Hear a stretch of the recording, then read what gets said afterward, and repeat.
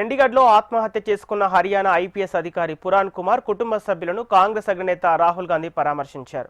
IPS అధికారి ఆత్మహత్య ఆరోపణలపై బీజేపీ నేతృత్వంలోని హర్యానా ప్రభుత్వంపై ప్రతిపక్షాలు దాడి చేస్తున్న నేపథ్యంలో చండీగఢ్లోని సెక్టార్ 24లోని వారి నివాసాన్ని రాహుల్ గాంధీ సందర్శించారు. పురాణ్ కుమార్ చిత్రపటానికి పూలమాల వేసి నివాళులర్పించారు.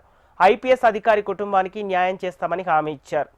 పురాణ్ కుమార్ ఆత్మహత్యపై విచారణ జరపాలని రాహుల్ గాంధీ డిమాండ్ చేశారు.